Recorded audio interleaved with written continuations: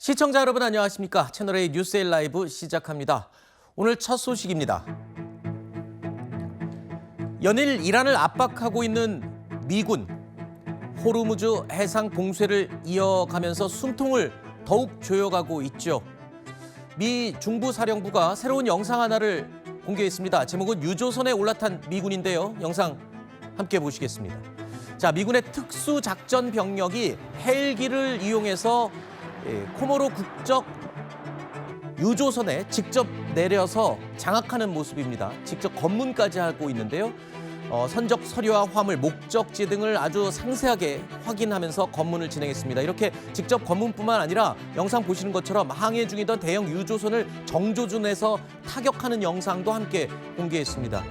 이 공격을 한 이유, 미군의 경고를 무시했다는 게 이유였습니다. 폭발과 함께 선박이 멈춰서는 모습, 이 영상으로 보실 수 있는데요. 자, 이런 가운데 미군은 13일 동안 아주 숨 돌릴 겨를을 주지 않고 계속 이란에 대한 공습을 몰아쳤습니다. 그런데 갑자기 돌연 일시 중단을 했는데요. 이를 두고 미국 국내 일부 여론들이 여러 가지 해석을 하고 있습니다. 그 가운데 자, 대화를 진행 중인 것이냐 아니면 부담감 때문이냐. 일부 언론에서는 이렇게 분석했습니다. 지금 미사일을 너무 많이 쏴서 미사일이 고갈된 거 아니냐. 이런 분석을 내놓은 겁니다. 그러자 트럼프 대통령이요, 곧장 반박했습니다. 미사일 고갈은 아니다. 직접 해명을 했는데요. 그럼 어떤 다른 이유가 있는 건지 궁금합니다. 자, 미사일 고갈은 아니다. 대통령이 직접 부인을 했다면 이건 아닌 것 같고 네. 또 다른 중요한 이유가 있을 것 같아요. 뭘로 네. 보십니까? 지금 세 가지 예시를 했는데 미사일 고갈 우려는 아니라고 대통령이 직접 얘기를 했기 때문에 네. 저는 뭐 그 가능성은 높지는 않다고 보고요. 결국 지금 트럼프 대통령이 이란에 대한 공습을 높이는 이유는 호르무즈 해협에 대한 이란의 공격 역량을 약화시키고 최근에 이제 전사한 미군에 대한 보복 작전 그런 능력이거든요. 네. 그 목적이거든요. 그런데 이제 더 중요한 것은 근본적으로 이란에게 군사적, 경제적 압박을 통해서 네. 이란으로 하여금 미국이 원하는 조건, 호르무즈 문제, 핵 문제 협상에 나오도록 하는 것이거든요. 근데 최근 유의미한 움직임이 뭐냐면 오만과 이란 간에 호르무즈와 관련된 협상이 진행되고 있다. 네. 그래서 트럼프 대통령도 그런 얘기를 했어요. 이 공격하는 것보다는 대화가 낫다. 내가 네. 들을 준비가 돼 있다. 그런 얘기를 한 걸로 봤을 때는 대규모 공격을 준비는 하고 있지만 네. 호르무즈 통제권에 대한 이란의 입장 변화 이걸 봐가면서 여부를 결정하려고 하는 것이 가장 크지 않을까 하는 생각이 듭니다. 그렇군요. 그러니까 트럼프 대통령도 협상의 숨통은 그래도 조금 여지는 열어놔야 되기 때문에 그렇습니다. 공격을 13일 동안 하다가 갑자기 멈춘 게 아니냐 이런 분석이 합당하다 이런 설명을 해주셨는데요. 그런데 지금까지의 전쟁은 호르무즈 해협을 두고 집중돼 왔었죠. 그런데 이제 전선이 또 그 지역으로 확산되고 있습니다. 후티와 사우디까지 번졌는데요. 자, 제2의 호르무즈라고 불리는 곳이죠. 자, 그래픽 한번 보시면서 얘기 나누겠습니다. 자, 홍해의 긴장감이 더 커지고 있습니다. 여기에 러시아와 우크라이나가 대립하고 있는 카스피해까지 확대되고 있는데요. 지도를 한번 볼까요?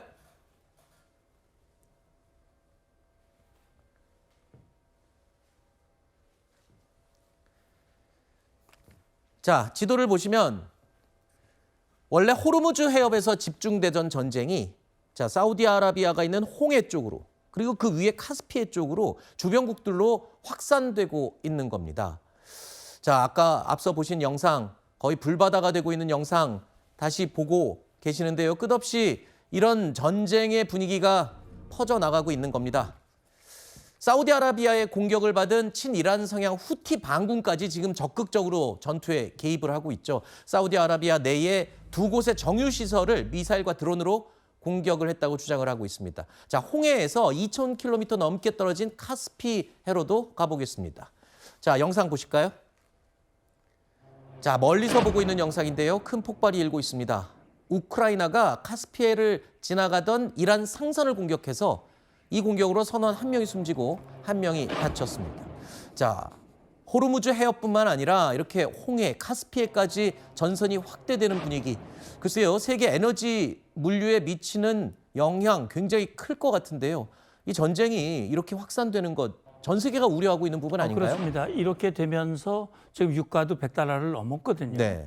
이것이 지속된다면 그 경제적인 파급 영향이 만만치 않을 거라고 봅니다. 다만 지금 상황을 보면 지금 후티 반군에게 이란이 최근에 아마 지원을 한 것 같아요. 미사일뿐 아니라 금괴까지 지원했다는 소리 나오고 있는데 그걸 받은 후티가 이제 사우디를 공격을 했고 사우디와 지금 이 후티가 이 바블맨다브 해협 사우디에 대한 봉쇄를 선언을 했고 지금 카스피의 상황은 이 우크라이나가 공격을 한 겁니다. 이란 상선, 다시 말해 러시아와 오간 군수물자를 주고받는 이것을 타격했다고 그러는데 이게 확산이 된다면 결국 전 세계 걷잡을 수 없는 상황이고 따라서 이 부분들을 놓고 지금 밑에서 물밑 조정을 하고 있기 때문에 아마 크게 확산은 되지 않을 거로 저는 보고 있습니다. 네.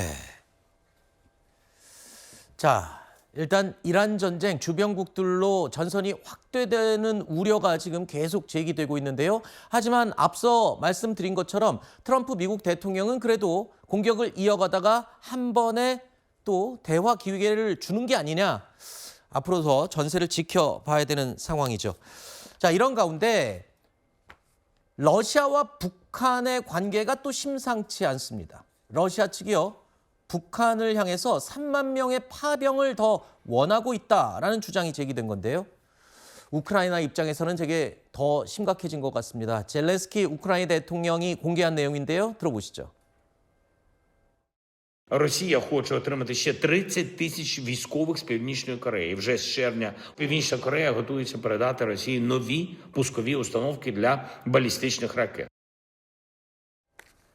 북한군 파병 3만 명. 굉장히 큰 규모입니다. 와닿지 않으실 것 같아서 전문가에게 좀 자세히 여쭤볼 텐데요. 현재 러시아에 남아있는 것으로 추정되는 북한군 병력의 2배 되는 규모입니다. 그러면 얼마나 어마어마한 규모인지 아시겠죠? 자, 실제로 논의되고 있는 내용이고요. 만약에 북한이 추가로 파병을 할 경우 우크라이나 전쟁의 양상이 또 달라지지 않을까 싶은 생각도 드는데요. 우리 입장에서 보면 네. 우크라이나 전쟁의 양상도 양상이지만 더 중요한 부분이 있습니다. 북한이 뭔가 러시아에 더 많이 제공을 하면서 얻어내고 싶은 게 분명히 있는 것 같아요. 그게 바로 핵 관련 핵심 기술이라면서요. 그럼요. 그러니까 지금 김정은이 공짜로 뭐 러시아에게 저런 병력이나 물자를 줄 리가 없는 거거든요. 말씀하신 대로 김정은이 저렇게 병력과 물자를 제공을 하고 반대급부로 받고 싶어 하는 것이 핵과 관련된 기술입니다.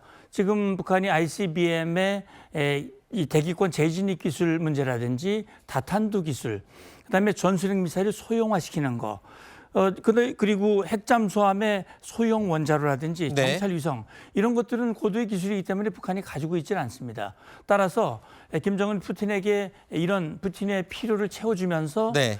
결국 그 러시아로부터 그걸 받게 된다면 그건 한국뿐만 아니라 이 지역의 안보라든지 전 세계 안보에 미치는 영향이 네. 굉장히 크다고 저는 우려가 됩니다. 어떻게 보면 지금 트럼프 대통령이 이란의 핵 문제에 대해서 집중하면서 지금 꽤 오랜 시간 동안 거기에만 집중하고 있잖아요. 그렇습니다. 그 타이밍을 노려서 북한의 김정은은 이때다. 이때 아쉬웠던 핵 기술을 완성하고 뭔가 핵 보유국으로 인정받기 위한 모든 만반의 준비를 할 수 있는 그런 기회가 된 셈이네요. 그렇죠. 국제적으로 중국과 러시아와의 관계를 강화하면서 중국과 러시아가 안보리에서 북한 편을 들어주도록 만들고 그리고 기술적으로도 이 중국과 러시아로부터 경제 기술적인 지원을 받아서 핵 역량을 고도화시키는 이런 기회로 지금 악용을 하고 있다. 네. 특히 북한군이 만약에 파병이 된다면 그다음에 전장 경험이 깊어질 것이고 네. 그것은 모두 우리에게 위협으로 다가온다라고 하는 점, 이 부분을 주목하면서 우리가 대비를 해야 된다고 봅니다. 네. 이란 전쟁 발발 초기에 트럼프 대통령은 그런 메시지를 보냈죠. 다음 순서는 북한이다. 그런데 이란 전쟁이 지금 지지부진하게 계속 이어지면서 그 다음 순서가 지금 막연하게 멀어지는 분위기입니다. 계속 지켜봐야 되겠죠. 자, 이런 가운데 여러분 장마철에 우리 한국에서는 주의할 게 있습니다. 질회주의보인데요. 자, 지금 보시는 것 여러 번 언론을 통해서 공개됐던 물체입니다. 얼핏 보면 낙엽처럼 보이죠. 넓적한 낙엽처럼 보이는데 저게요. 질회입니다. 북한에서 주로 사용하는 이 나뭇잎 모양의 지뢰인데 저게 지금 장마철을 틈타서 우리 남한으로 또 많이 쓸려 내려오고 있다고요? 계곡 등에? 예, 그렇습니다. 실제 2024년 북한에 물난리가 났을 때 이 나뭇잎 지뢰가 떠내려왔고 네. 실제 우리 그 낚시하던 분이 저걸 주웠다가 사망하는 그런 사고가 있었거든요. 그랬죠. 그렇기 때문에 지금 북한에 최근에 많은 비가 내렸고 우리 공유 하천이 있습니다. 임진강. 네. 이쪽으로 해서 북한 비무장지대 일대에 매설했던 지뢰가 떠내려와 가지고 그렇죠. 우리 쪽으로 내려오면 우리 잘 모르는 일반인들이 그걸 잘못 판단해서 짚거나 그렇죠. 건드리면 사고가 발생할 수 있거든요. 네. 따라서 합참도 지금 경고주의보를 내렸습니다. 네. 이상한 물체 일체 손을 대지 말고 신고할 것을 요구를 했고요. 네. 사실 최근에 환강 때문에 북한의 무단 방류 네. 그것이 우리의 수위를 높여가지고 네. 피해를 입힐 수 그렇죠. 있거든요. 저는 그런 부분에서 우리가 한층 관심을 가지고 대비를 해야 될 거라고 생각이 됩니다. 알겠습니다. 이제 7말 8초라고 하죠. 본격적인 휴가철이 됩니다. 경기도 북부 또는 강원도 쪽으로 물놀이, 피서 가시는 분들 계곡이나 강가에서 절대 이런 이상한 물체는 건드리지 말아야겠습니다. 다음 코너로 계속 이어가겠습니다.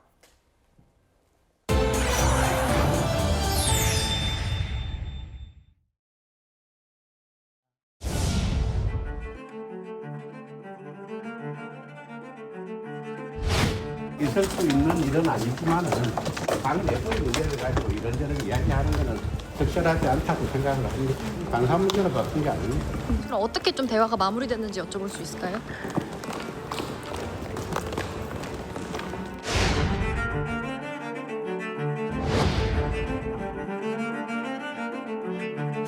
국민의힘은 이번 사안을 매우 엄중하게 인식하고 있습니다. 징계 요청서가 접수되는 대로 당 차원의 강력하고 엄중한 조치를 취할 예정입니다. 국민에게 부끄럽고 한편으로 동료 의원으로서도 참담한 일이 발생했습니다. 항의와 물리적 행위는 분명히 구분되어야 합니다. 당의 명예와 품위를 훼손하는 행위에 대해서는 엄정하고 단호하게 대처하겠습니다.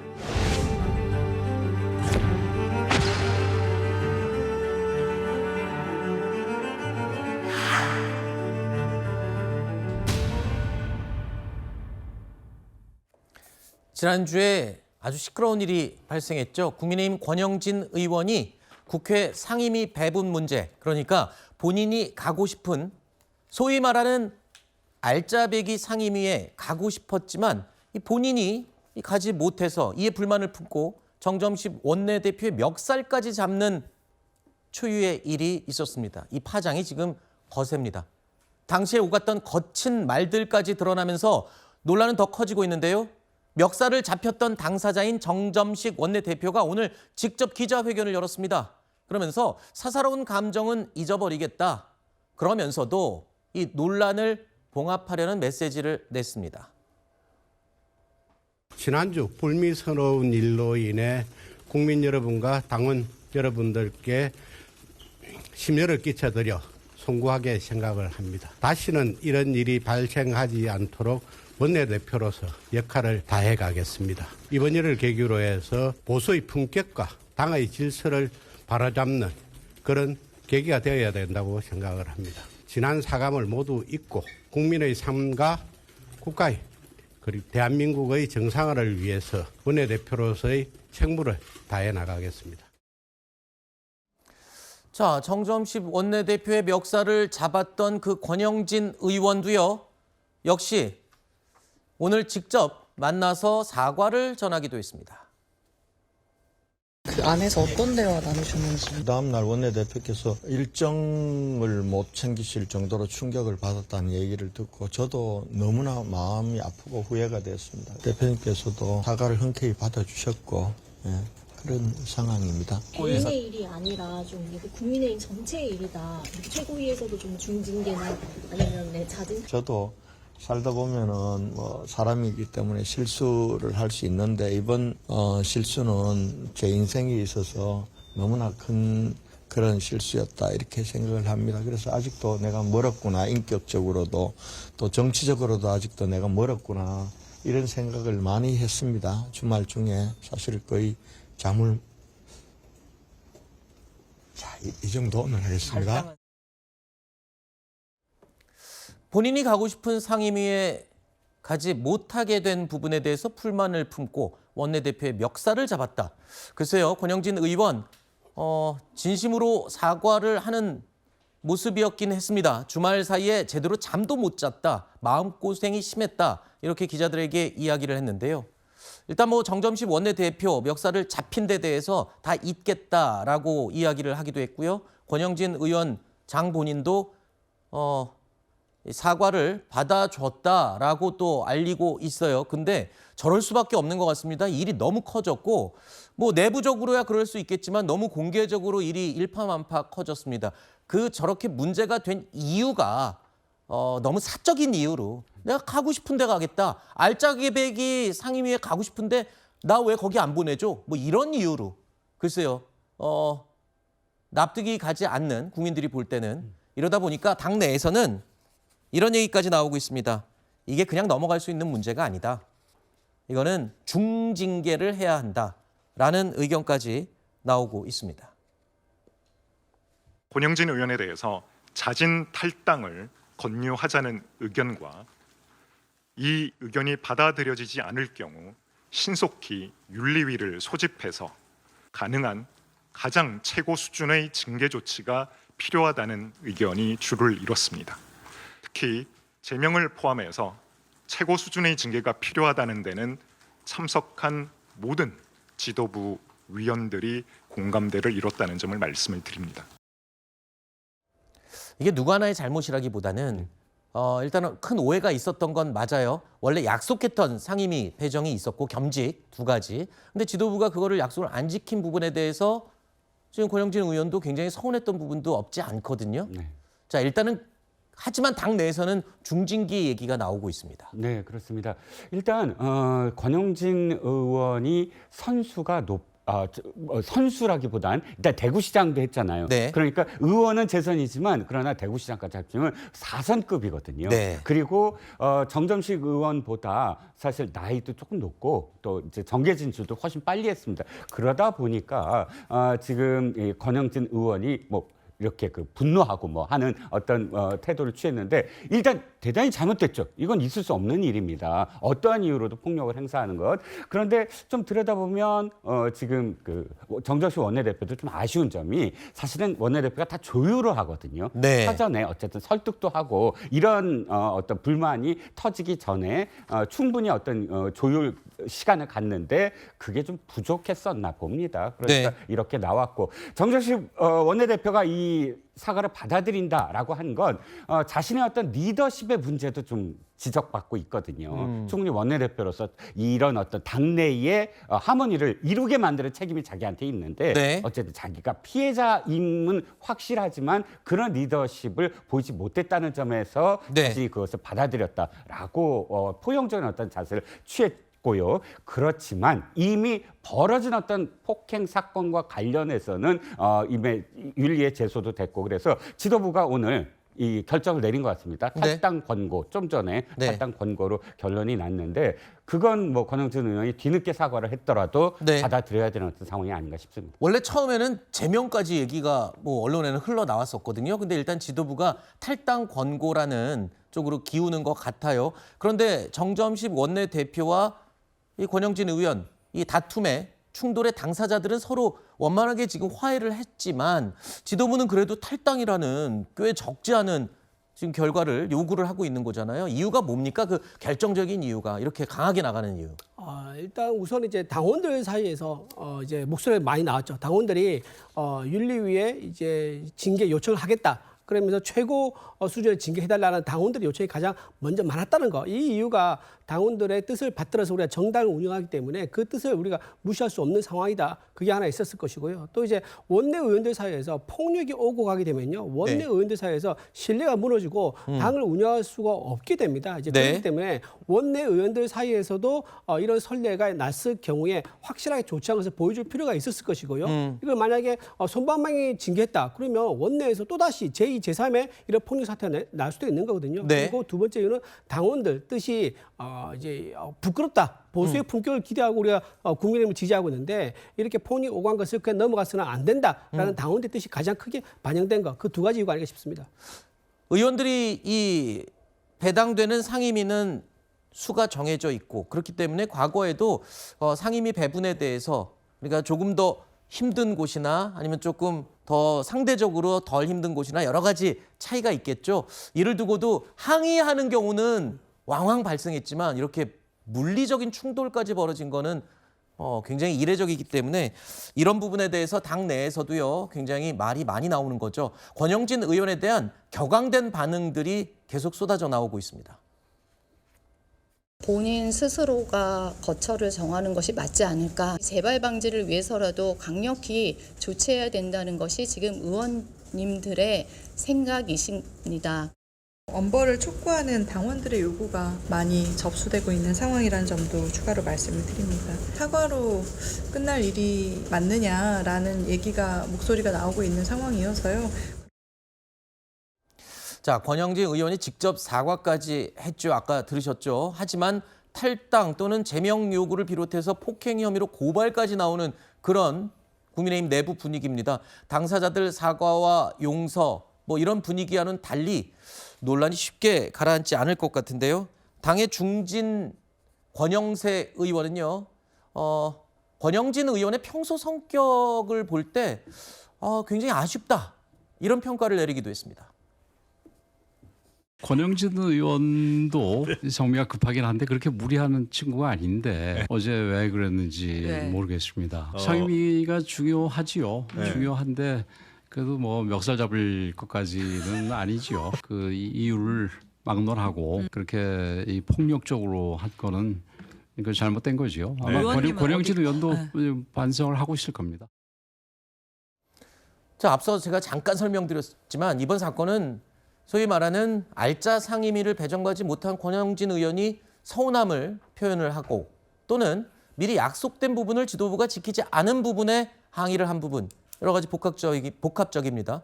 근데 가려던 상임위가 이 정보위 위원이었잖아요. 거기에 못 간 거에 대해서 지금 항의를 한 거죠. 이 의원들이 가는 상임위들 중에도 이제 선호한 데가 있고 아닌 데가 있고 이렇게 좀 명확하게 구분이 되나 보죠.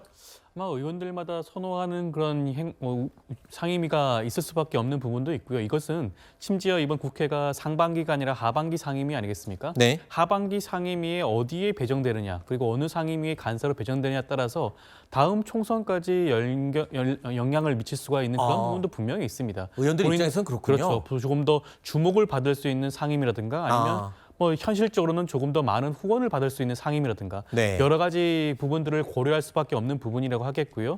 지금 권영진 의원 입장에서는 본인이 선호했던 그런 상임위가 정무위로 알려져 있지 않겠습니까? 정무위 간사가 본인에게 다음 총선에 더욱더 좋은 영향을 미칠 수 있을 것이라고 판단을 했을 수도 있을 것 같아요. 정보위 위원 그리고 행안위 간사 이 두 개를 겸직하도록 약속을 받았었다 이렇게 알려지고 있잖아요. 그렇죠. 두 가지 상임위 간사에 대한 약속을 받았는데 그중에 하나만 결정이 된 거 아니겠습니까? 그 부분에 대해서 아마 본인이 차기 뭐 총선이라든가 여러 가지 그런 것들을 생각을 한다면 무척 아쉬웠을 수는 있겠죠. 그런 부분들에 대해서 아마 항의하는 차원이긴 했겠지만 저는 그럼에도 불구하고 굉장히 부적절하죠. 국회에서 그런 것을 이유로 해서 몸싸움을 하는 거 굉장히 국민들의 눈높이에 맞지 않는 부분이긴 합니다. 하지만 여기서 제가 한마디 드리고 싶은 부분은 이것을 가지고 뭐 제명을 한다라든가 아니면 그다음에 뭐 이래 대해서 탈당을 권유한다라든가 이런 것들이 적절한지를 한번 따져봐야 될 것 같아요. 이것이 지금 장동혁 대표와 장동혁 지도부가 지금 추구하고 있는 징계 정치의 부활을 알리는 것이 아닌가라는 생각을 많은 국민들이 할 수밖에 없을 겁니다. 그것도 그렇게 연결이 되는군요. 권영진 의원이 잘못한 건 분명하지만 그런 것들에 대해서 적극적으로 그렇게 조치를 취하는 것이 적절한지는 국민의힘 당 지도부가 한 번 더 고민해 봐야 되지 않을까 싶습니다. 알겠습니다. 하나만 더 여쭤볼게요. 그러니까 행안위 간사와 정보위 위원 이 두 가지를 약속받았었다고 했는데 그러니까 권영진 의원은 행안위 간사는 지도부가 배정을 했는데 정보위 위원을 빼면서 그게 이렇게 문제가 된 거잖아요. 정보위가 어디 지역 어떤 기관을 관할하는 건가요? 국정원이죠. 국정원이요. 국정원의 어떤 정보를 사실상 이 국민들이 알 수 없는 어떤 정보를 공유하면서 그런 우리나라의 어떤 그런 안보라든지 이런 것에 가장 깊숙이 자신의 어떤 정책을 펼 수 있는 곳입니다. 그렇기 때문에 네. 사실 선수가 높을수록 사실 정보위를 가고 싶어 해요. 네. 왜냐하면 정보가 하나의 권력이거든요. 네. 그것을 뭐 어디다 쓴다 이게 문제가 아니라 알겠습니다. 그렇기 때문에 아마도 원했던 것 같습니다. 알겠습니다.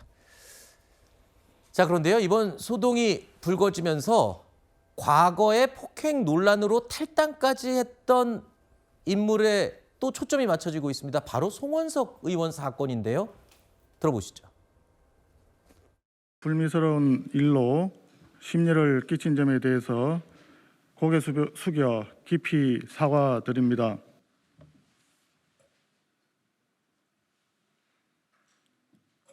더 이상 당의 누가 되지 않기 위해 당을 위한 충정으로 국민의힘을 떠나려고 합니다. 과거에 송원석 의원도요. 비슷한 문제로 탈당을 했습니다. 그리고 넉 달 뒤에 다시 복당을 했는데요. 이번에 권영진 의원 사례도 혹시 이렇게 되는 거냐, 아니면 저 때와는 또 상황이 달라서 더 심각한 거냐, 뭐 이거 갖고도 또 이야기가 나오더군요. 사실 그 무게를 겨루기 어려울 만큼 둘 다 매우 비난 가능성이 높은 행태였다는 점에 대해서 네. 이론의 여지가 없다고 보여지고요. 송원석 전 원내대표 같은 경우에는 이른바 본인의 자리를 마련하지 않았다는 데 대한 불만의 성격으로 이 보좌진을 폭행했다는 부분에 대해서 이 보좌진이 사과를 요구하기도 했고, 그리고 당에는 더 이상 있는 것이 당의 부담이 되기 때문에 어쨌든 그 당시에는 탈당이라는 결단을 내린 것으로 보이고, 같은 연장선상에서 아무리 상임위 배치와 관련해서 본인의 어떤 불만이 있다고 하더라도 원내 지도부를, 원내 대표의 멱살을 잡고, 그 당시에도 정점식 원내대표가 항의를 했는데 내가 그 멱살 10번이라도 잡을 수 있다, 이런 고성이 또 이 회의실 밖으로 들렸다는 거 아니겠습니까? 거기에 대해서 후회하시고 사과의 말씀 전하시는 거는 좀 너무 늦은 감이 있다. 그리고 이게 하나의 선례로, 뭐 인간 권영진이 아니라 이 당시에 국민의힘의 구성원으로서, 중진 의원으로서의 그런 책임감, 그리고 본인의 이름값에 좀 부합하지 않는 행동을 보여준 데 대해서 국민의힘 구성원들의 어떤 실망감이 매우 큰 것 같고, 당의 부담이 주지 않는 선에서는 어떤 일시 탈당, 이런 어떤 대안이 국민의힘 내부에서 나오는 것 같습니다.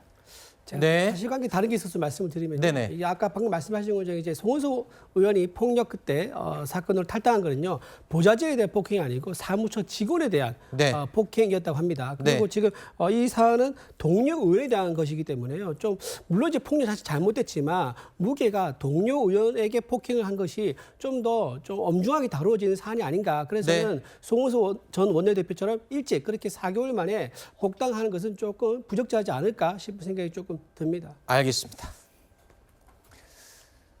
자, 최근에 장동혁 대표가 당의 기강을 잡겠다라고 했었죠. 그 이후에 국민의힘 윤리위가 재가동됐습니다. 자, 그렇다면 이번 사태, 이 권영진 의원 사건에 대해서는 윤리위가 어떤 판단을 할지 또 궁금합니다. 당을 쇄신하고 당의 기강을 확립하는 일이 더 이상 미룰 수 없는 과제가 됐습니다.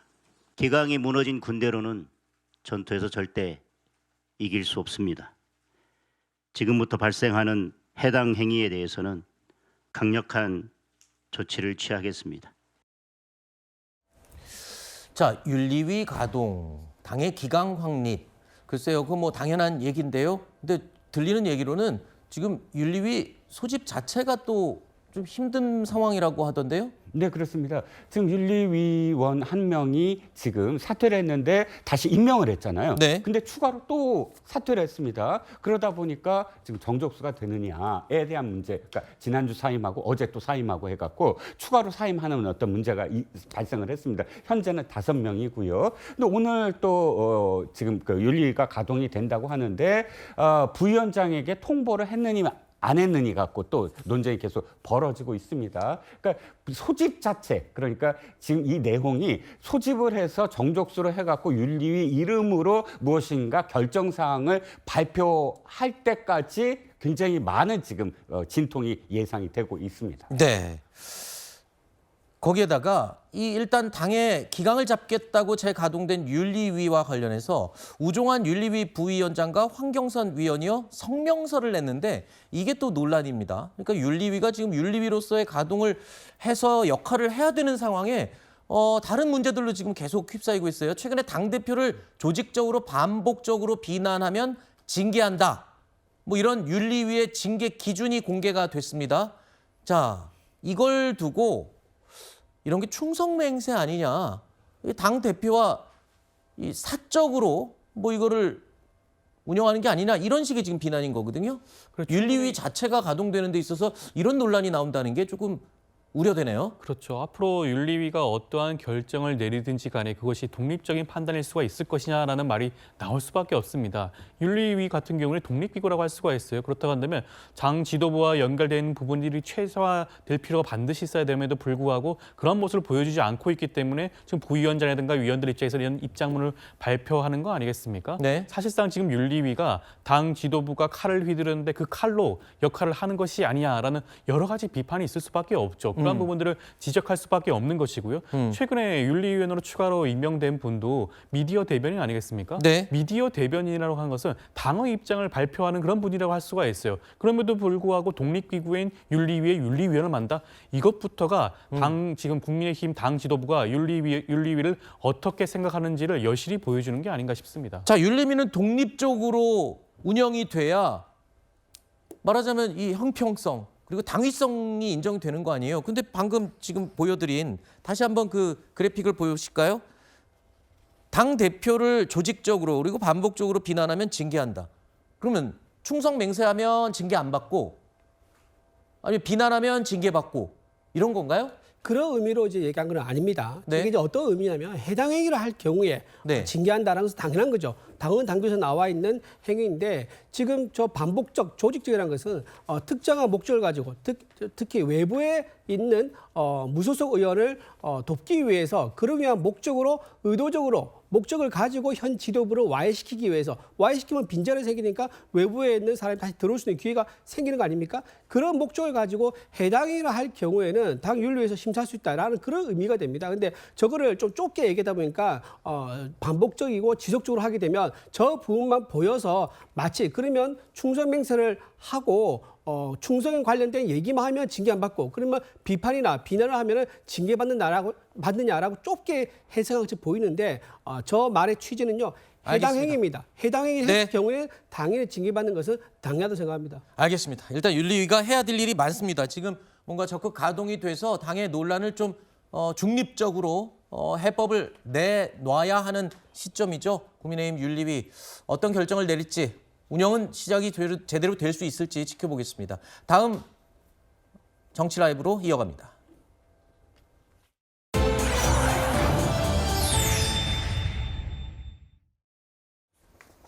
여당과 민주당, 정부와 여당 이야기 해보겠습니다. 정성호 법무부 장관의 거취를 둘러싼 논란이 확산되고 있습니다. 오늘 오전 국회 법사위에 출석한 정성호 장관은요, 자신의 거취 논란에 대해서 중요한 문제가 아니다라고 답을 했습니다. 대통령이 외국에 국익을 위해서 일하라고 하셨는데 그런 얘기하는 건 적절치 않잖아요. 여러분들의 관심사항이지 국민의 관심사는 아닙니다. 다른 말씀은 드릴 게 별로 없고 중요한 건 국익을 위해서 대통령께서 열심히 일하고 계시잖아요. 또 그런 부분에 국민들이 관심 갖고 해야지. 중요한 문제가 아닙니다. 제 고차는. 돌아오시면 사의 표명하실 일이.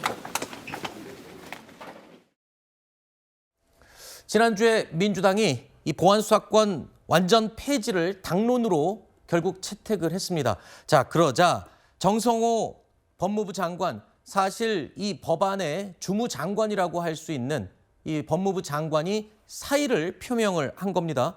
이렇게 되면 글쎄요, 당청 간의 갈등이 이제 뭐 공식적으로 드러난 게 아니냐 이런 지적이 나오고 있습니다. 그리고 또 정성호 장관 입장에서는 이 당을 향해서 던질 수 있는 가장 강력한 카드를 던진 거 아니겠습니까? 그런데 사의 표명을 한 게 네. 당론으로 추인된 이후에 본인의 어떤 결단으로 읽힐 만한 맥락에서 사의 표명을 했다면 그런 분석이 저는 동의가 될 텐데 전혀 다릅니다. 일단 여러 차례 그 전에 청와대 참모진들에게 본인은 좀 이 자리에서 내려오겠다. 이제는 당으로 돌아가서 본인이 또 당의 중진 의원이기도 하니까요. 좀 중심을 잡는 쪽에 방점을 좀 찍고 정치 행보를 하고 싶다라고 그 전부터 여러 차례 했다라는 거고 이게 보안수사권 폐지와 관련한 민주당의 당론이 추인된 이후 보도가 나옴으로써 해석이 나오지만 있지만 이런 사실관계가 있다는 점을 말씀드리고 싶고, 만약에 그런 부분에 대한 문제의식이 더 강력했다면 아마 더 진작에 이제 사의 표명을 했다라는 이야기가 더 강력하게 나왔을 텐데, 오히려 이 정성호 장관이 보여줬던 정치적인 어떤 행보 그리고 네. 책임감 이런 걸 보면 아마 만류를 하는 분들도 많이 계시고요. 이제 네. 구분응선을 넘었으니 내 역할은 이제 좀 끝난 게 아닌가라고 생각하셨을 수 있지만, 좀 마지막까지 마침표를 찍어주길 바라는 구성원들이 더 많다는 점 말씀드립니다. 그렇군요. 일단 정성호 장관이 사의 표명한 데 대해서 인사권을 가지고 있는 청와대에서는 지금 계속 침묵이에요. 그거는 어떤 의미인가요? 왜 이렇게 조용한가요? 사의 표명에 대해서? 일단 사의 표명을 반려하거나 혹은 받아들이거나 모두 다 정치적 파장이 크기 때문입니다. 아, 그것도 그리고 정무 개입, 그러니까 당무 개입이 되는 건가요? 그리고 뭐 당무 개입까지는 제가 생각할 때 아닐 것 같아요. 왜냐하면 주무부처 장관이 사의를 그렇죠. 표명했는데 그것이 정당이, 그러니까 지금 민주당 집권 여당이 지금 뭐 당론으로 정한 문제를 떠나서 당연히 대통령으로서 임명권자니까 그렇죠. 사의 표명 자체가 당무 개입이라고 할 수는 없는데 네. 문제는 이겁니다. 파장이라는 게 지금 이재명 대통령도 계속 신중론을 이야기해 왔어요. 네. 그리고 정성호 법무부 장관이 지금 이런 이야기를 할 때마다 이재명 대통령이 뭐라고 그랬습니까? 나 대신 지금 비난을 받는 것 같다. 그래, 백조의 그 발처럼 그 안타깝다. 이런 표현을 썼다는 건 정성호 법무장관의 생각에 자기 생각과 일치한다는 거 아닙니까? 그러니까 그런 의미에서 사실상 이재명 대통령이 정성호 장관의 사의를 받아들이면 받아들이는 즉시 자신이 지금까지 신중론을 얘기한 거를 포기하는 셈이 되고, 또 반려하면 반려하는 대로 사실상 그렇다면은 지금 어떤 레임덕이라든지 이런 문제에 또 그 휩싸이게 되고, 그러니까 일단은 신중하자라는, 그러니까 일단 순방의 결과를 뭐 국민들에게 보여준 다음에 결정을 해도 늦지 않다 판단하는 것 같습니다. 당연히 인사권자가 장관 임명에 대해서 입장을 표명하는 게 당연한 부분인데, 제가 왜 아까 당무 개입까지라고 이렇게 언급을 했냐면요. 지금 전당대회를 앞두고 여당과 청와대가 의견을 달리하는 문제로 주무장관이 지금 사의 표명을 했잖아요. 그리고 이게 지금 당대표 선거에 관련된 지금 주요 이슈 아니겠습니까? 지금 보안수사권 폐지에 대한 이슈가? 글쎄요, 저는 뭐 그렇게 생각하지는 않는 것이, 보안수사권 폐지는 민주당이 과거 이미 당론으로 정했던 부분이고요.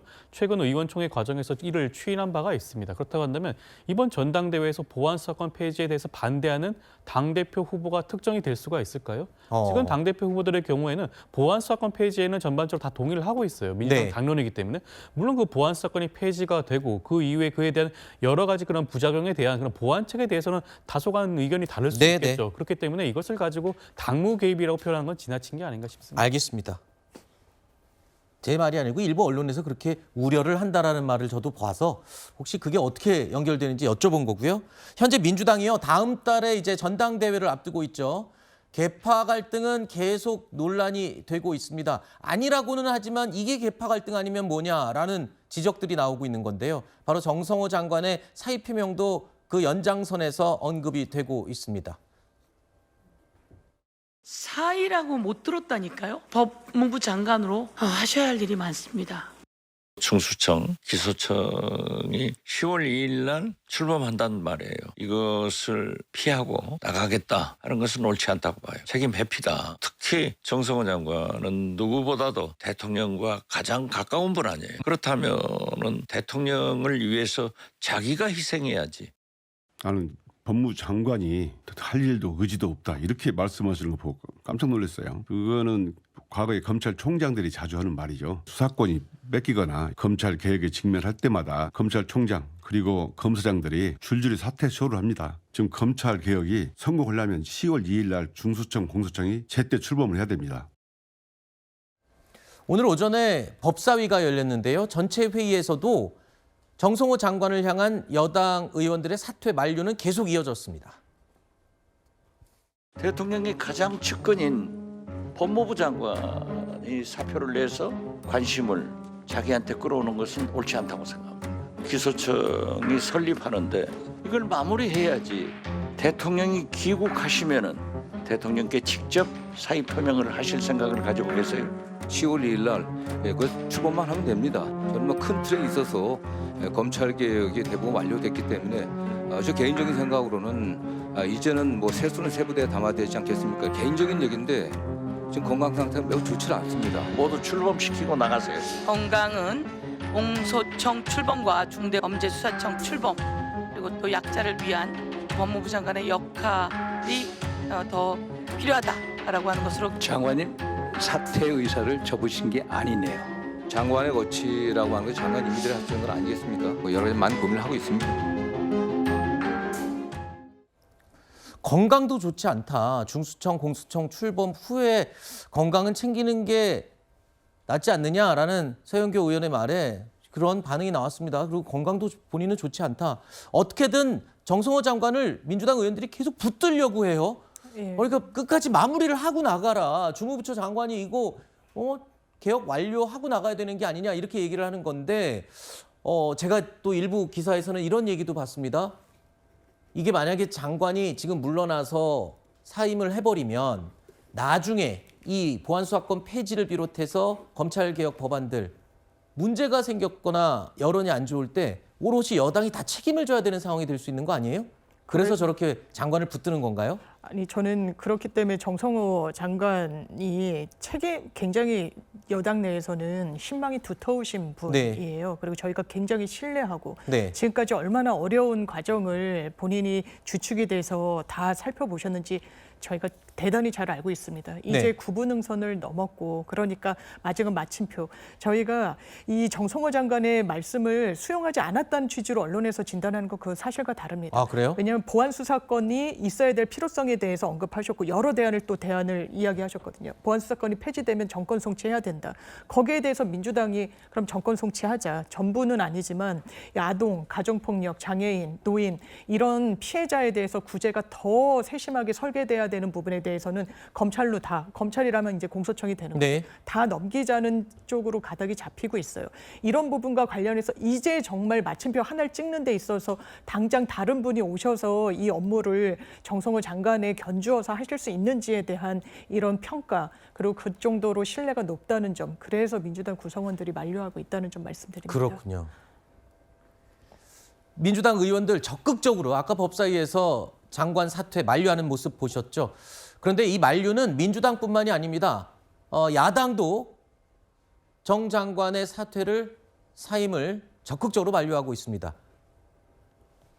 굉장히 중하게 받아들여야 됩니다. 실무를 총괄하고 있는 중요부처 장관이자 이재명 대통령의 측근이기도 한 정성호 장관이 오죽하면 사표를 냈겠습니까? 그 정치적 법적 책임이 온전히 자기한테 오겠다고 판단하기 때문에 사의 표명을 한 것이거든요. 결코 사소한 해프닝이 아닙니다. 명실상부한 친명계 좌장입니다. 그런 분이 왜 사퇴를 하겠다고 하고 대통령에게 등을 돌립니까? 답은 하나입니다. 이재명 대통령의 공소 취소, 그 총대를 매야 하는 부담에서 벗어나겠다는 것입니다. 만류하는 건 맞지만 민주당과는 만류하는 이유는 완전히 다르군요. 그렇습니다. 일단 이제 보안수사권이 폐지가 되면요, 그 부작용이 이제 예상이 충분히 됩니다. 아마 대혼란이 올 겁니다. 그거를 수습하는 과정이 아마 쉽지가 않을 겁니다. 그 수습하면서 온갖 비판과 비난을 받을 건데 본인이 법무부 장관으로서 그동안 고생한 것들이 이 보안수사권 부작용을 수습한 걸로 다 덮여버리면 굉장히 불명예스러운 면도 있을 겁니다. 네. 그리고 보안수사권이 이번에 국회에서 통과됐기 때문에 그럼 남은 과제는 뭐냐? 공소취소. 평소 본인이 얘기했던 공소취소를 추진해야 되는데 이것을 만약 본인이 정말 추진하게 되면은요, 이 역풍이 아마 엄청나게 불 겁니다. 그렇기 때문에 공소취소만큼은 내가 보안수사권 이것 때문에 굉장히 비난도 받는데 공소취소만큼은 내가 손 못 대겠다라고 하면서 도망가는 게 아니겠느냐 그런 생각을 할 수밖에 없는 거기 때문에 차라리 본인이 평소에 얘기했던 거 끝까지 책임지고 그 자리에서 완수하고 나가라라고 얘기할 수밖에 없는 거고 또 하나 말씀드리면 보안수사권이 국회에 통과됐지 않습니까? 그러면 대통령에게 거부권을 행사라고 권유할 수 있는 사람, 그 법무부 장관이에요. 법무부 장관이 이 부분에 대해서 본인이 대통령에게 말을 하는 거 이것도 사실은 굉장히 복잡합니다. 이 권유하게 되면 민주당이 돌아왔을 경우에 본인이 엄청난 비난에 휩싸일 거예요. 네. 그런 것도 본인이 하기 싫어서 아마 도망가려고 하는 거 아닌가 싶은 생각이 들기 때문에 네. 끝까지 법무부 장관에서 책임을 다하라라고 얘기하고 있는 겁니다. 네, 법안 거부권은 대통령 고유의 권한이죠. 그런데 이제 야당이 추진하는 법안에 대해서 거부권을 행사하는 것에 대해서는 여러 차례 봐왔지만 정부 여당이 추진하는 법안에 대해서 대통령이 거부권을 행사한다? 이것조차 상상이 좀 안 되는 모양새다. 그렇게 되면 또 당청 갈등 아니겠냐 이런 우려가 나오고 있는 것이죠. 자, 정치 라이브 여기서 마무리하고요. 사건 라이브로 이어가겠습니다.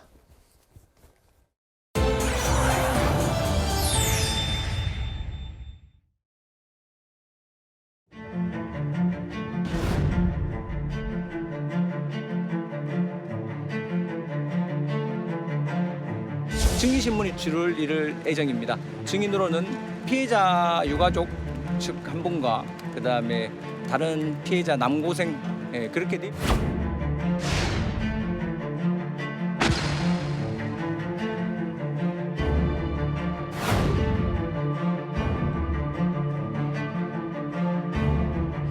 피고인석에 앉아 공권력을 이용한 아버지의 비호를 받으며 그동안 얼마나 속으로 비웃었을지 생각하면 피가 거꾸로 솟구칩니다.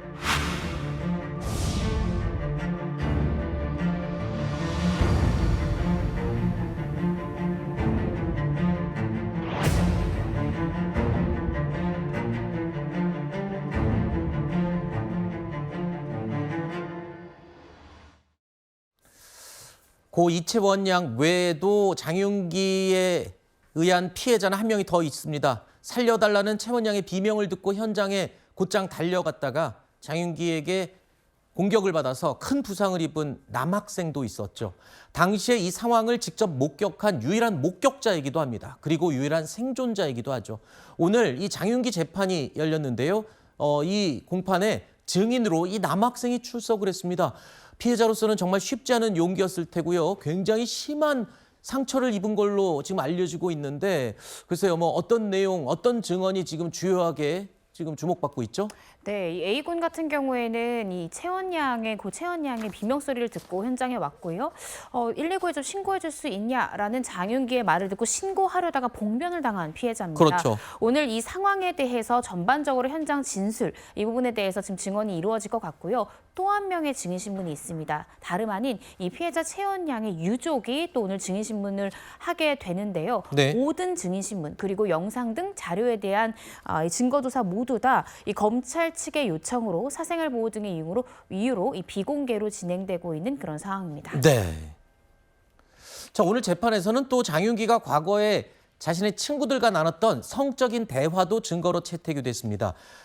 정말 이해할 수 없는 내용들이죠. 인생 망하면 차로 여고생을 납치하겠다, 봉고차로 납치하면 된다. 이런 대화들이 나왔던 것으로 경찰이 조사해서 확인을 했죠.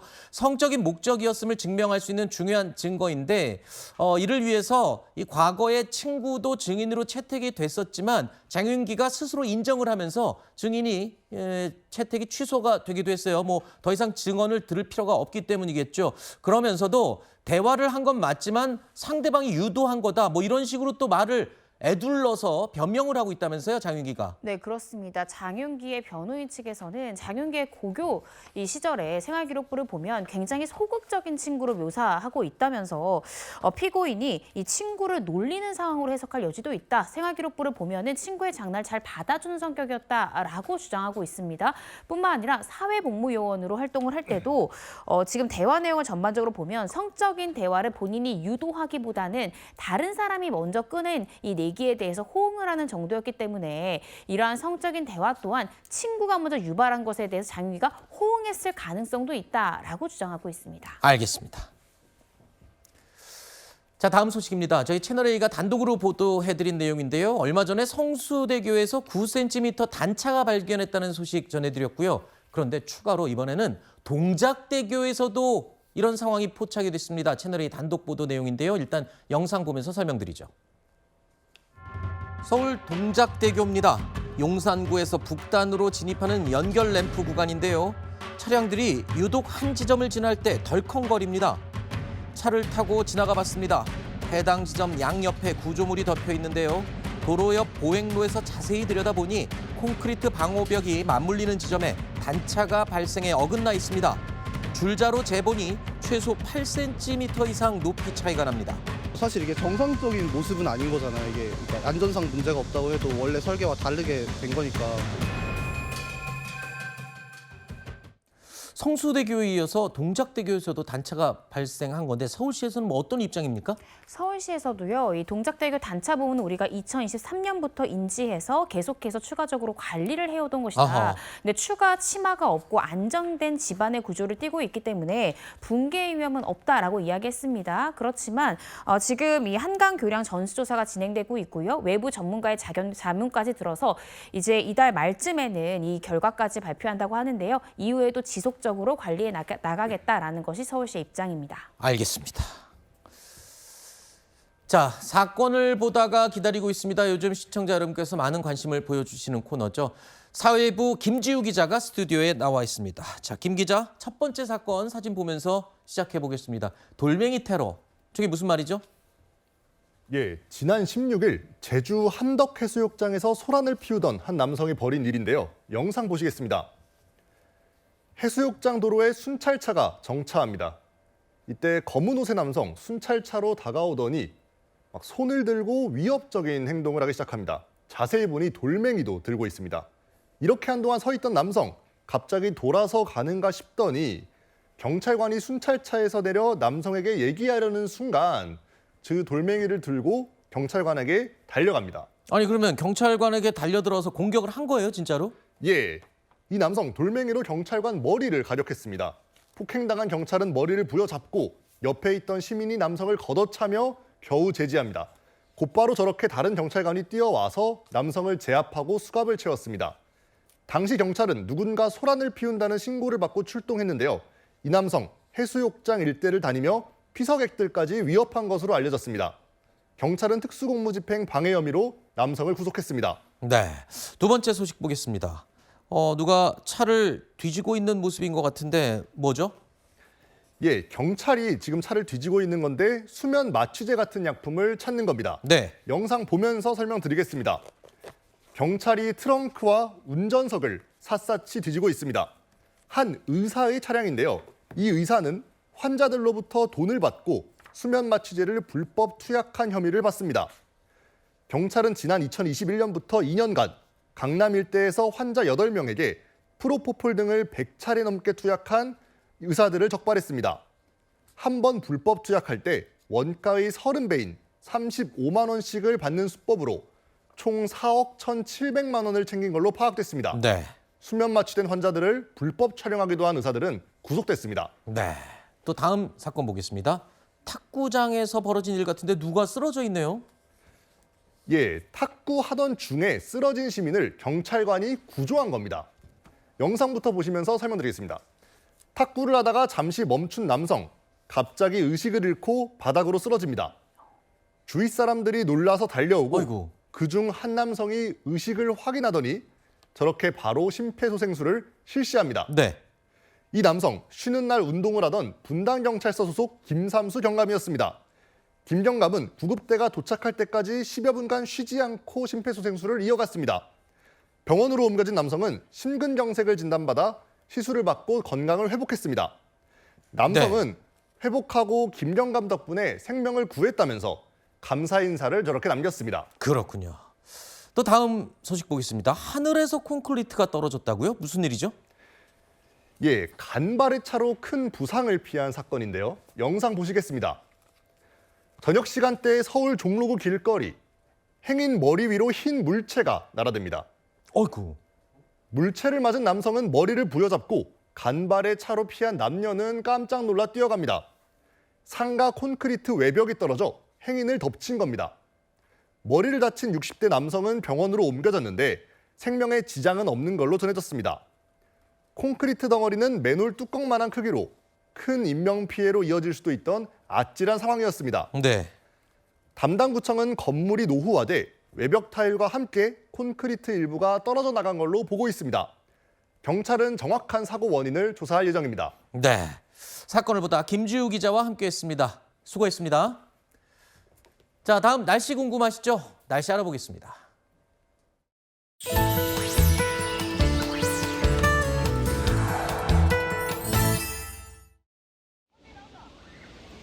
툭툭 뚝뚝 찌는 더위를 넘어 공기가 무척 뜨겁습니다. 한 주의 시작부터 더위의 기세가 더 강해졌는데요. 시원한 분수의 물줄기에도 더위는 좀처럼 식지 않습니다.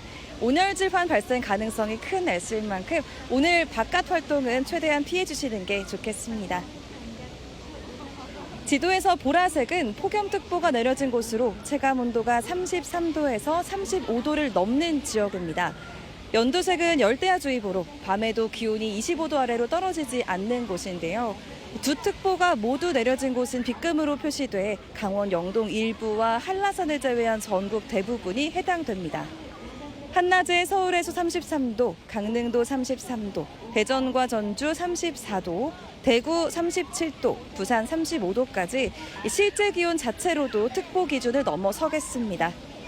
공기가 갑자기 뜨거워지면 대기는 불안정해집니다. 중부지방을 중심으로 오후 동안 5에서 60mm의 소나기가 지나겠습니다. 내일도 무더위 속에 중부지방에 소나기 예보 있고요. 당분간 오늘 같은 무더운 날씨도 이어질 전망입니다.